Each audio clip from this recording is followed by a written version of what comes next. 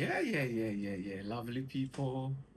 You're welcome to my YouTube channel. This is Dr. KK. It's another episode of Time with the Gynae. So today is going to be a very interesting discussion, and it's an area you probably might not have heard before, but I hope you would be educated by the end of this episode. Today I'm going to talk to you about preconception care. What is preconception care? So, as the name might suggest to you, preconception care is the health care that a woman receives before she gets pregnant. And you might be thinking, was there something like this? Yes, it has always been there. It's just that in our part of the world, people have not patronized it as much. So, today, relax and enjoy what I have for you. So before any woman gets pregnant, the person is encouraged to see their doctor. And the reason is that, you may be on some medications, you may be having a condition, there may be something for which may contribute negatively to your pregnancy experience.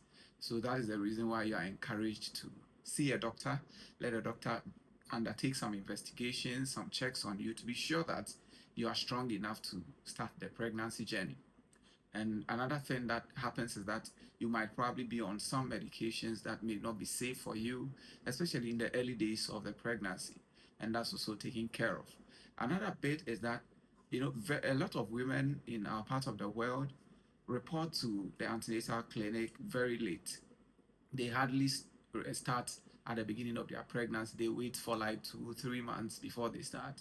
So it's very important that before you get pregnant, you see your doctor so that he puts you on some medications. And the essence of those medications is to make sure that there's no problem or fault with your baby's development, especially in the early days where the various parts are being formed. So it's very important. Now, the systematic approach to preconception care is such that once you visit your doctor, it can be a general doctor, but the recommendation is an obstetrician, that is a gynae, a specialist who is trained in that field. What they do is that on your first meeting with them, they will ask you a series of questions, which we call history. They will find out your medical history, they will find out your drug history, they will find out your social history, your past pregnancy experiences, and how the outcomes turned out. All these are to help them plan with you how your next pregnancy is going to be. The next thing they will do is to take you through some investigation, make you do some investigations. Some are laboratory investigations, some may be imaging investigations, all in the bid to find out your baseline health status, because this will contribute greatly to your pregnancy experience. After those investigations have been done, they may check your medications. Which medications are you taking?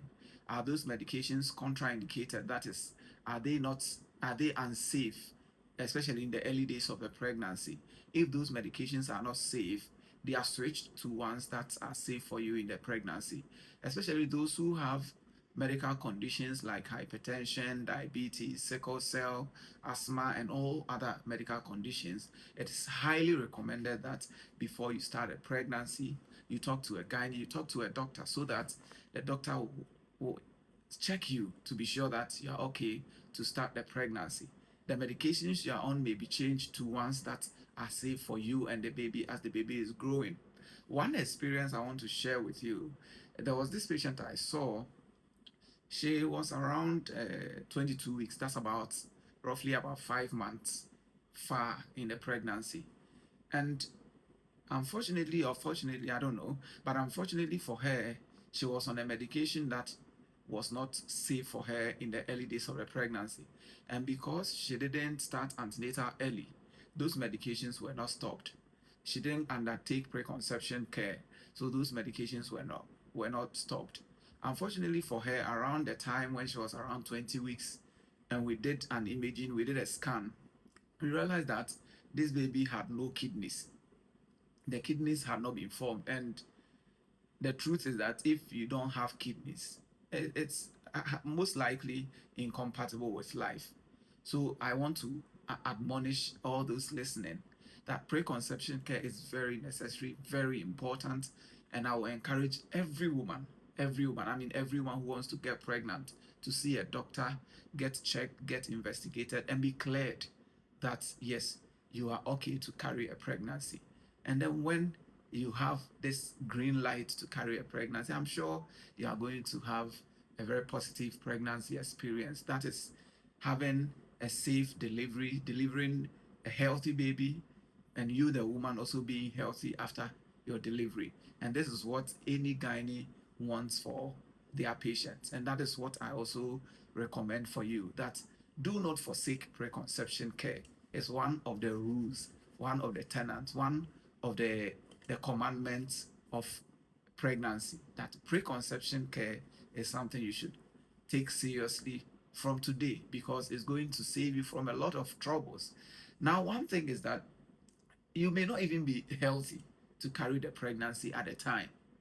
What preconception care also offers is that if there's a medical condition for which you are not safe or healthy to carry the pregnancy at the time being, that condition is adequately managed for you, so that you are made ready to be able to carry a pregnancy. So, my lovely people listening to me, I want to encourage you, I want to admonish you.